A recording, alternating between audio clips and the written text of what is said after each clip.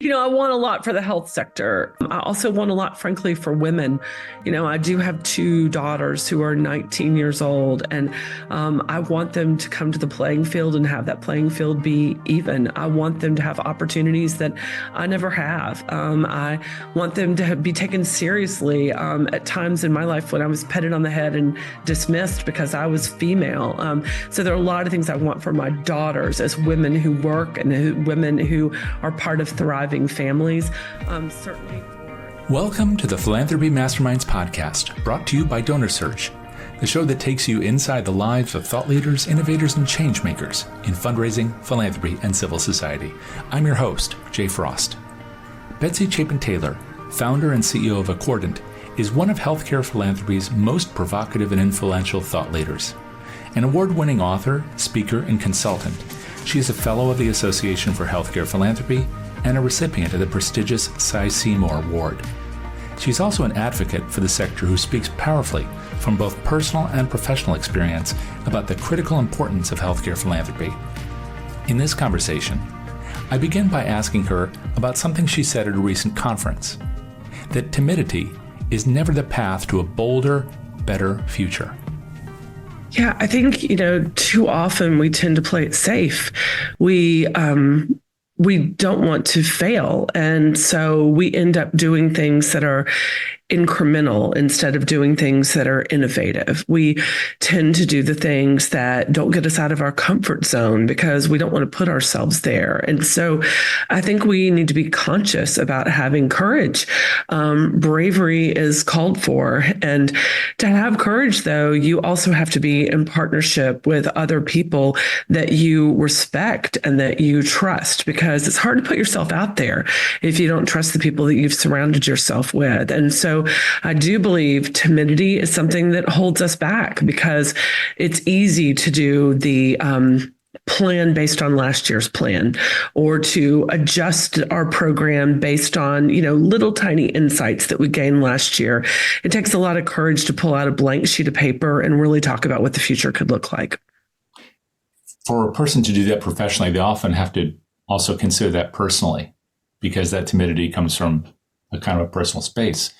Where did you discover that bravery or that willingness to get out of that comfort zone? Oh, I think my parents were so marvelous that my parents just kind of pushed us forward sometimes and made us not worry about the consequences. I think so often about my mom and my dad were very different. My mom encouraged with nurturing. My father encouraged by just kind of shoving you out there and letting you sink or swim. And I responded frankly to both of them. I also really appreciated that with my parents.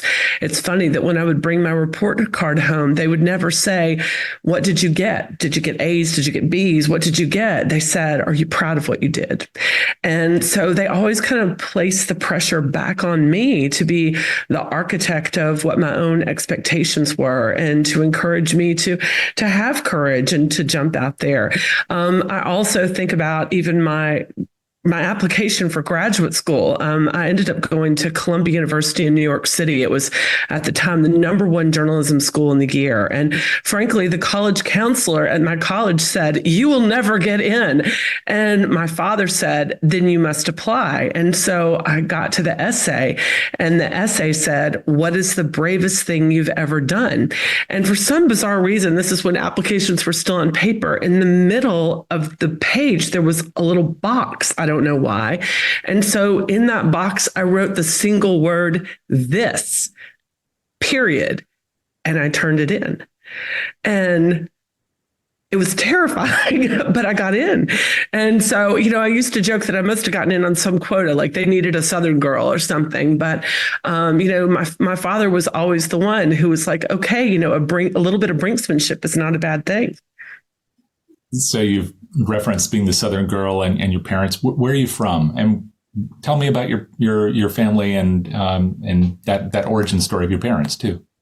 Sure. So I'm from Chattanooga, Tennessee. I always say that's the accent. I've lived in Florida for a decade now, but Chattanooga, Tennessee is home. I grew up in a community called Lookout Mountain, and people wouldn't hear that. They envision like, hillbillies or something, but it was a very lovely small community. My parents had both grown up there. They had never really gone anywhere else. They had traveled, but they never thought to even go anywhere else. And I grew up with a big family surrounded by lots and lots of cousins. It was wonderful that my cousins were just younger and just older than I was. So we grew up like a pack of siblings. I have two younger brothers, Ted and John. John's 10 years younger, so we didn't get to grow up so much together, but my family was always close. We did things together. We enjoyed each other. We took care of each other. And so my home life was wonderful. And I give a lot of credit even to my mom for going into philanthropy. I was planning to go into journalism, and my mom actually had helped start the Children's Museum in the community where I lived, and it helped start the community foundation in the community where I lived. And she said, "Oh, you would love philanthropy." And I said, "Oh, Mom, I could never raise money." And she said, "Raising money is all about storytelling." And she said, "That's what you love to do." And so I credit my mother with me getting into philanthropy. I never would have done it if she had not pushed and prodded me a little bit. So that kernel was there for philanthropy, but as you said, you had a passion for journalism. That's what took you there later. What was the spark of that? Were you already writing as a young person?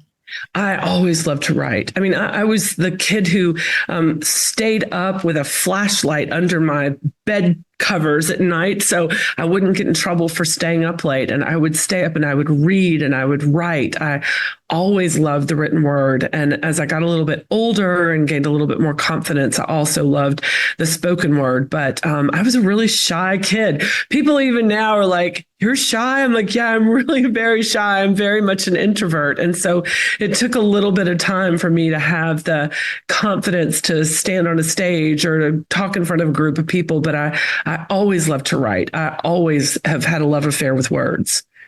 So a big reader. What kind of books were you reading as a kid? Oh, everything. And when I was in kindergarten, I was reading the books that the sixth graders were supposed to read. It's funny. My first desire when I was a child, when people would say, "So, what do you want to be when you grow up?" I would say, "A librarian."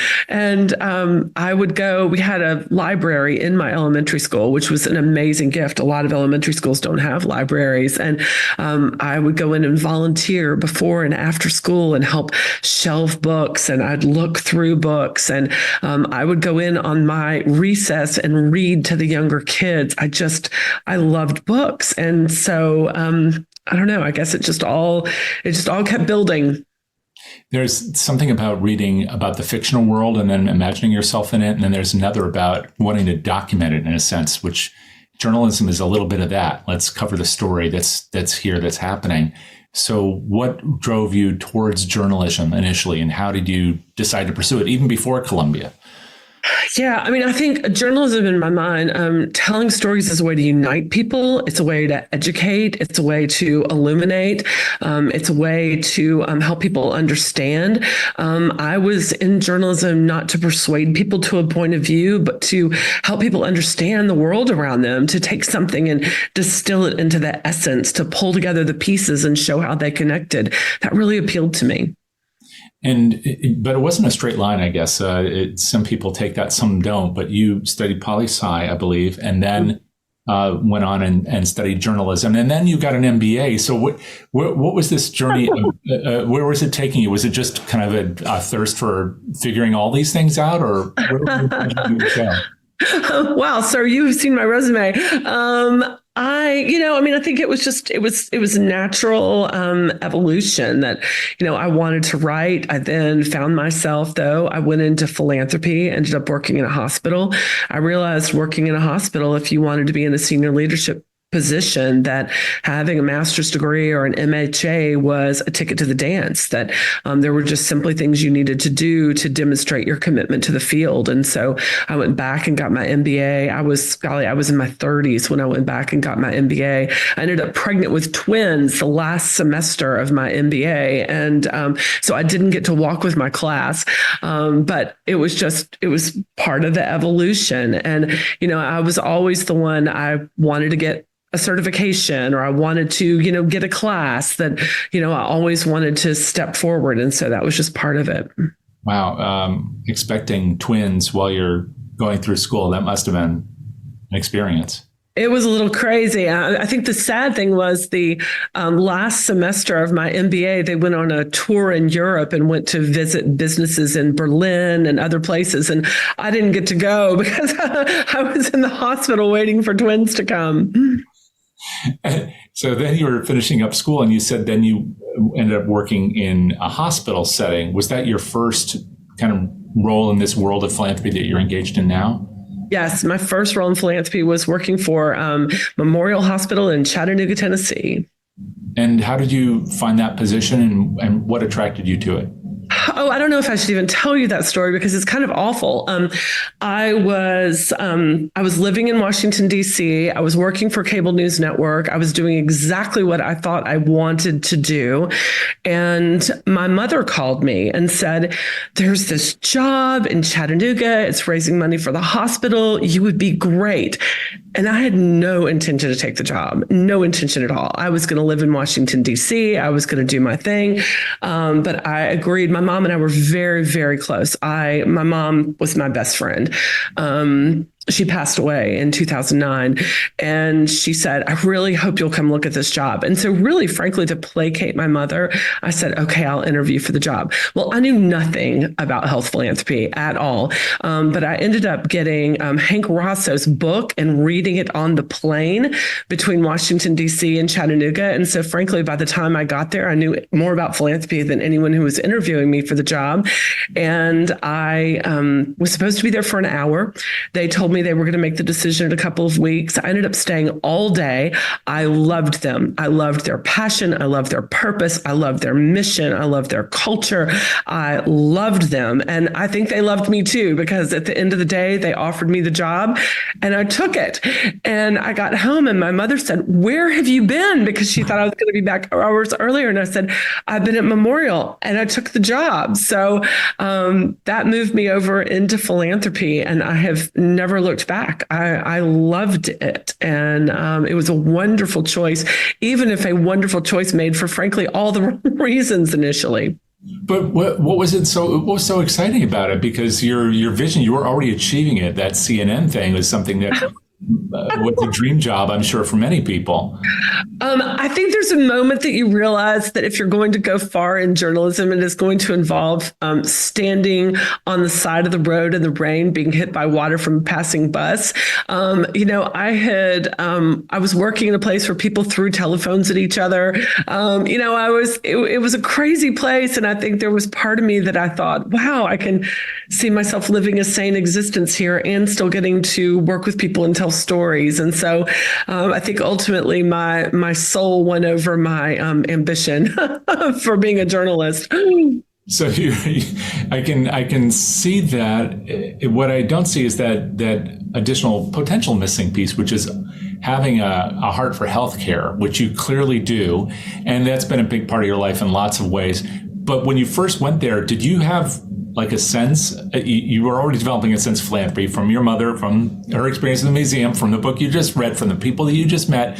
But then there's dealing with patients. That's different, disease or health or any kind of care. Did you have a sense about that? Or I did, and I think that even comes from my dad, that my dad would always say, there are two things that no one else can ever take away from you, and it's your education and your health. And those same two things are the ticket to your best life. And so I'd always believed like education was fundamentally important, and your health was critically important, because so many things were going to be elusive to you if you lost your health. And so I walked into the role at Memorial believing that safeguarding the health and well-being of others was noble work. It was beautiful, it was purpose-filled, and it could really touch and change people's lives. And so, even from the very beginning, it was just aligned with my values and what I believed in.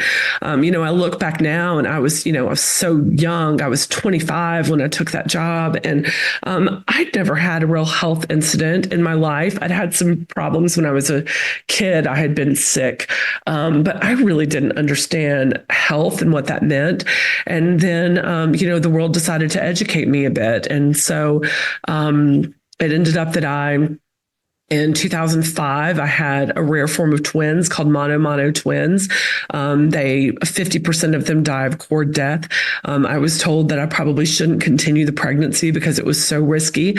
And I continued the pregnancy, and I now have two, crazy 19-year-old daughters. My mom ended up dying of an aneurysm in 2009. My father died of colon cancer in 2011. I got breast cancer in 2017. My husband got lung cancer in 2019. And my brother was diagnosed with a terminal brain tumor in 2022. And so, life just kept doling out to me lessons on the importance of healthcare, the burdens that frankly people carry that are invisible, that everybody in a hospital is fighting or rallying for someone else. And, I just kept being affirmed and edified in the importance of this work as I saw things happen around me. And so, no looking back, no regrets. I love working in healthcare. I see how you've been able to take all you've experienced personally, and then that must be fuel for the fire of doing this work in addition.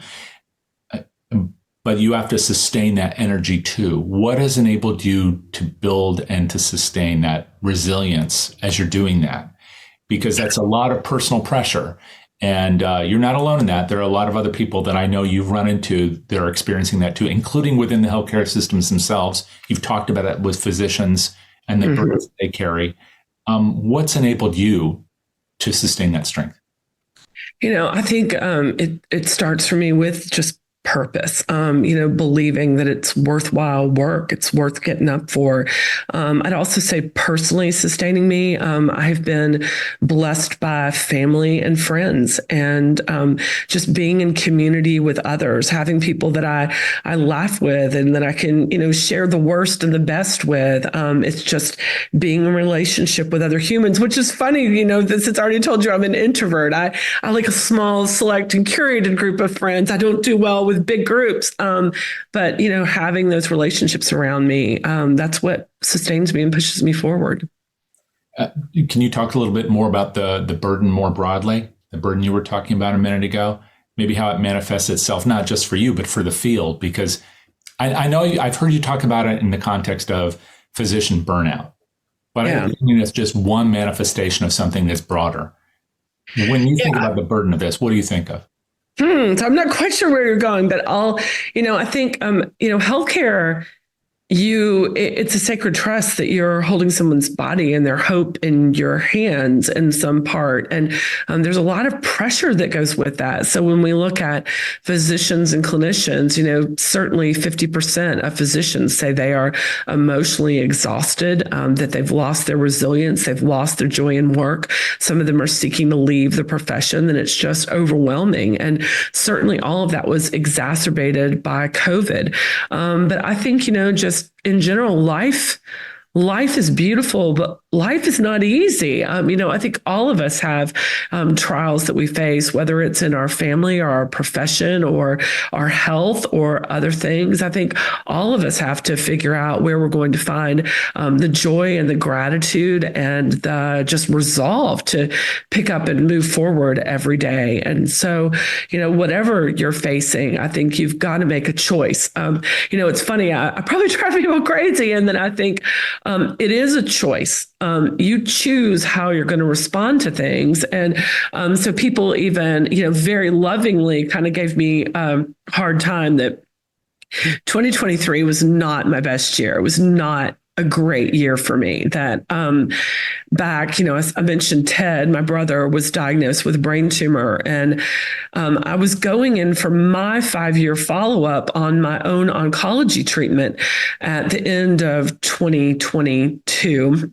And I just happened to casually mention in passing to my oncologist that Ted had been diagnosed with a glioblastoma. And she looked at me, she goes, wait, she said, have you had genetic testing? And I said, no. I said, I didn't qualify for it. I was too old by a month the last time, so they didn't let me have it. And she said, remind me, she said, your father died of colon cancer? And I said, yes. She said, how old was he? How old is your brother? And she said, you need to go for genetic testing. So I ended up going for genetic testing in December of 2022. And they told me they had something that made BRCA, the breast cancer gene, look friendly. I have a genetic mutation called a TP53 variation. And the genetic counselor cried with me and said she's never had to give someone that news before. She said, it's the worst one you can get. Well, fantastic. Of course, that's what I end up with. And so, people were like, are you like, how many times have you cried? Like, do you go home and do you just scream? Do you what are you doing about this? And I told my genetic counselor, I said, well, actually, I haven't cried. I haven't screamed. I'm just moving forward. And so many people said to me, this is a death sentence. And I said, no, this is not a death sentence. This is a life sentence. It means there are things that I have to pay attention to. And it means that there are things I have to do. It means I have a whole cadre of doctors that I've gotten to know. I had to do some horrible things last year, like a 3.5-hour MRI, which is terrible for a claustrophobic person, which I am. I ended up having a double mastectomy last year. It was prophylactic. Ironically, they ended up finding cancer. It was just a brand new little DCIS, ductal carcinoma in situ. So it's like stage 0 cancer, but they found it. And, I think through all of that, what I've hung on to is, what a beautiful day it is. What incredible work we would get to do. What incredible people I know. What great books I get to read. I'm focused on moving forward and being positive because that's a choice. You could decide to wallow in the difficulty of it, and that's what some people choose to do. But that's not what I chose. And I would say even for my brother's still alive. He shouldn't be. He's defied all of the odds at this point. Ted is the most joyful, positive human being. And that's a choice too. And so I think, we can't always decide the cards we're dealt. We can decide how we respond to them. Yeah. Choice is powerful if we recognize we have it. And that's something that we have the power to do, I suppose. Absolutely. Our attitude is under our own control. And, I'm amazed when I run into people who are angry, who are bitter, when they have so much to be thankful for. And, I think, golly, we all just need to lean into things like kindness and gratitude and joy rather than, uncovering the things that could make us mad or could make us sad because, why would we want to wallow in that when we could make a different choice? Well, even if we weren't talking about really catastrophic, but survivable with joy, I suppose, health challenges, even in the field where you have spent so much time, so much energy trying to rouse people to take control, live the moment and move beyond timidity to really pursue strategy in healthcare, that in all those settings, we also see sometimes people kind of hold back a little bit. And yeah. I'm wondering if you could talk about that. Where does that come from? It may not be a personal challenge in the same way that a health challenge is, but sometimes people will just not want to be bold in face of real community need. Why is that? I think that timidity sometimes is a byproduct of success. The further you go up the ladder, the more risk there is of doing something stupid or failing. And so it behooves you in some part to play it safe and to protect yourself, to color within the lines, to do what is expected of you. However, that is also the exact same recipe that leaves you behind, because if you're not agile, if you fail to innovate, if you fail to see change happening around you and you stand there, you become a person on the sidelines instead of a person who is actively influencing what's going to happen next. And so, I'm always for the, fail, go be bold. And I don't like the whole idea of like, fail fast. Let's not fail fast. Let's just have the courage to accept the consequences if we do fail, and go try new things, because the thing we try might be the key that unlocks the next round of the game, or creates the magic that we were looking for. And so I find, frankly, being bold invigorating and exciting, because it's the only way we're going to uncover new opportunities is if we put ourselves out there into new situations and try new things. What are some of the new situations that healthcare needs to pursue in order to be successful beyond this margin, this tiny margin that they have for operating hospitals and healthcare in the country? Absolutely. I mean, first of all, healthcare's concept of itself is dead. We have built an entire industry on acute care hospitals meant to reactively treat illness and injury. It is the old joke about somebody's throwing babies in the water upstream and we're pulling them out downstream. Why is nobody going up and stopping people from throwing babies in the river? We're now, we have a new level of consciousness in healthcare that really we should be focusing on access and equity and well-being, things like prevention. The problem with some of that is there's not an attendant revenue stream to go with it. And so it's the right thing to do. It's the smart thing to do. And yet a lot of hospitals can't afford to do it because it's not how the incentives are aligned. It's not how they get paid. And so we've got to figure out how to transition to that new world of healthcare that takes us outside the four walls of the hospital and really makes us partners and owners in driving a new level of health status in our communities. But with that, part of the intersection with my work that's really exciting to me is philanthropy can be an answer. There are a lot of people in communities who are visionary, who understand the bigger picture, who understand what the constraints are. And if we can step forward with philanthropic money to help fund these right programs, then, the hope is that we will gain enough traction that ultimately there'll either be downstream savings that help fund it in the future, or that just demonstrate the need to invest on the front end. And so, I think that's an exciting thing for healthcare right now. Healthcare is still just facing incredibly difficult margins. Last year, Kaufman Hall said the median operating margin was like 1.8%. That was better than last year, where operating margins were negative. But hospitals don't have the ability to pursue excellence on a 1.8% operating margin. It costs them about 5% just to stand still, to maintain their physical plants, all the other infrastructure that is there. And so if we're going to really innovate, if we're going to transform healthcare, if we're going to seek sources of competitive advantage, we've got to find other revenue streams. And philanthropy is a valuable revenue stream if we would just cultivate it appropriately and utilize it appropriately. So what does appropriately look like? If you were reinventing healthcare across the country, and I know it's different from place to place. It's very different in a rural area from the way it is in a city, and there are a lot of other factors, socioeconomic factors and others. But what would that look like? What role should philanthropy play exactly in the economy of healthcare, and what investment do we need to make in order for that to be possible?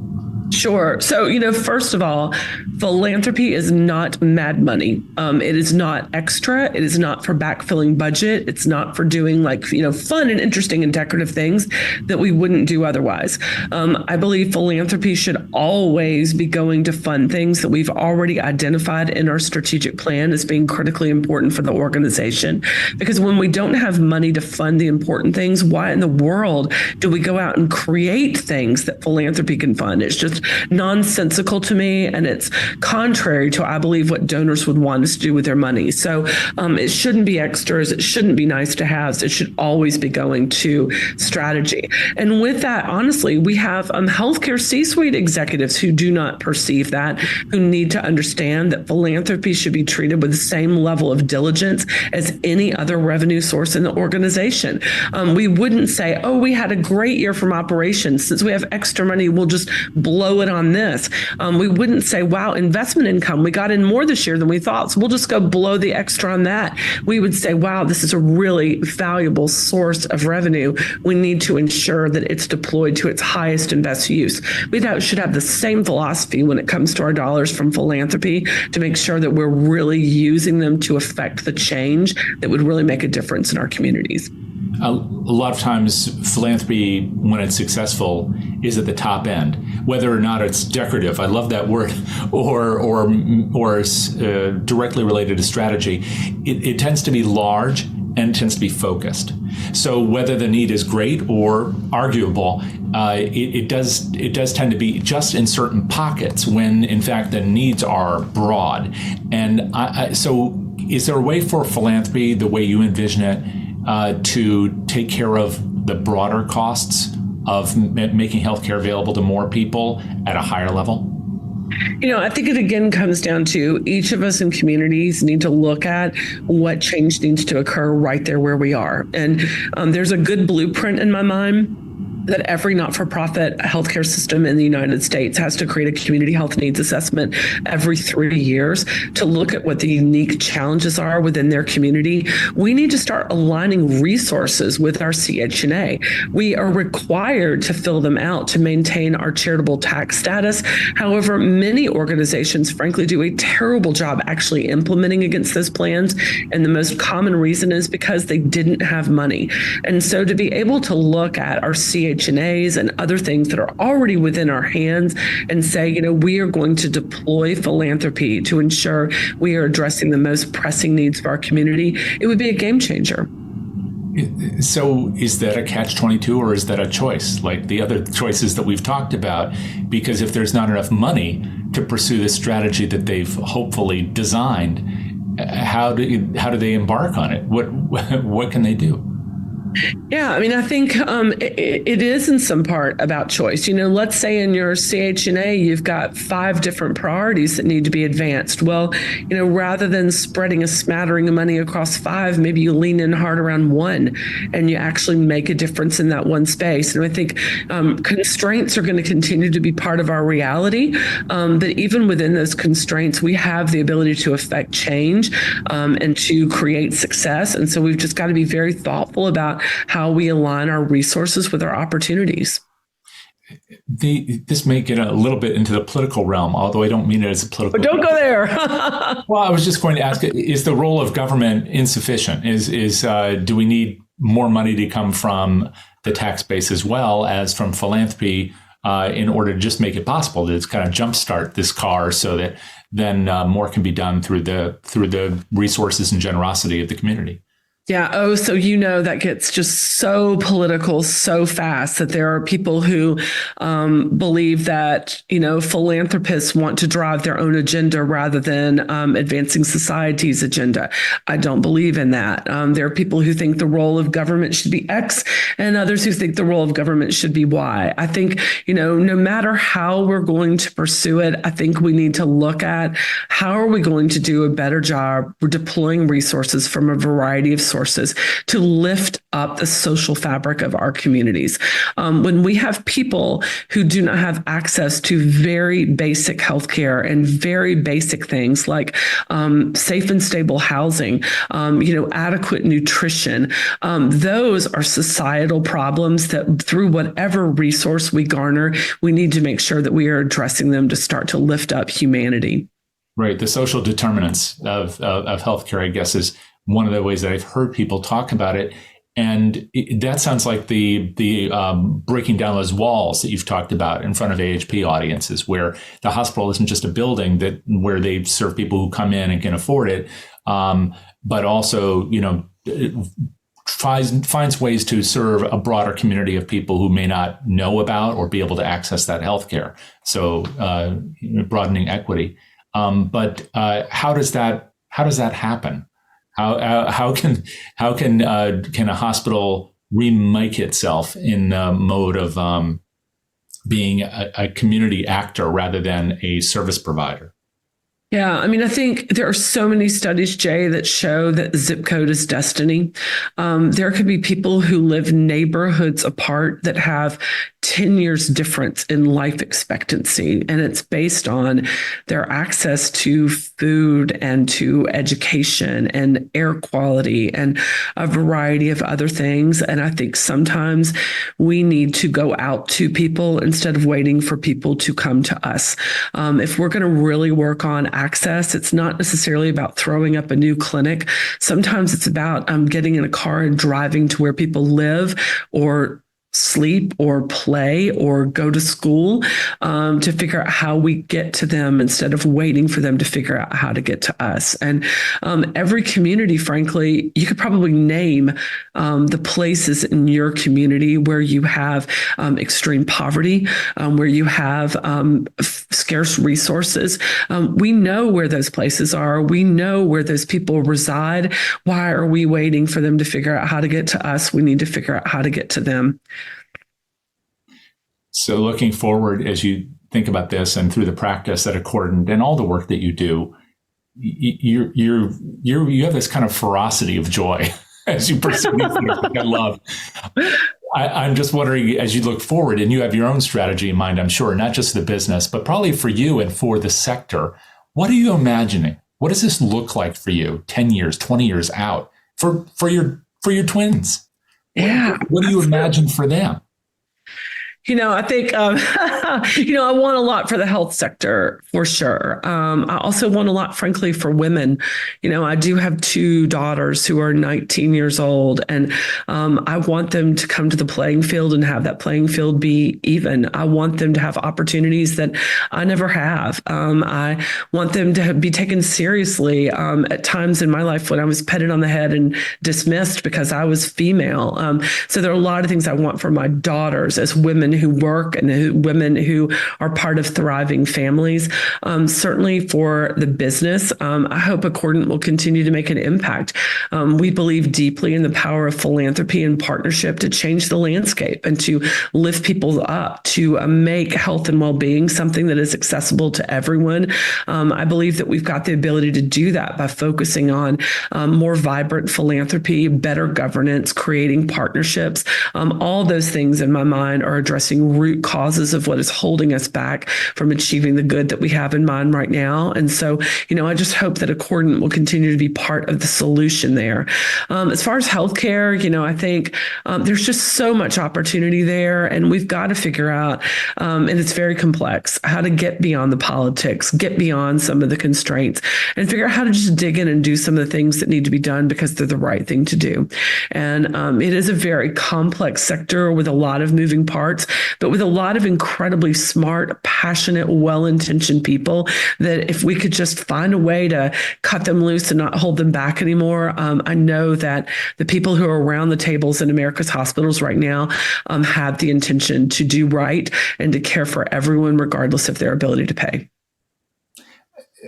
Betsy, just one last question. You talked about your parents, and they sound like pretty extraordinary people. They were pretty extraordinary people. Yeah, they pumped you up. And they're both gone now. Is that right? So they grew up in that community where you're from, and that was their town. You have then looked at the whole world. I mean, that's what you're doing now. You speak on different stages and you speak to a broad audience, nationally and beyond. And I'm wondering what they would say about some of the work you're doing. Oh, gosh, I talked a lot about personal stuff that I'm not planning to talk about today. I think my parents were very purpose-driven, mission-driven people. So first, they would be happy that I'm happy. And second, they would be happy that I'm trying to make a difference in the world. I think about my parents sometime, and I hope that they would be proud of the person I became and proud of the change that I've tried to affect. But I also know that their yardstick was always, are you proud of what you did? They never pushed me for grades. They never pushed me for results. They never pushed me into a career. They always said, like, are you proud of what you did? Are you doing what you need to do? And I think I am. Well, that's it for this episode of the Philanthropy Masterminds podcast. Thanks very much to our sponsor, DonorSearch, the world leader in fundraising intelligence, and of course our producer, Jack Frost. If you like what you heard today, please subscribe on Apple Podcasts, the DonorSearch YouTube channel, or wherever you like to listen. And consider giving us a like and a positive review so others can find us too. Check out our live webinars and webcasts on Tuesdays and Thursdays, and come back next Friday for our next interview with another leader in the world of social good. Until then, this is Jay Frost. Thanks for joining me. See you next time.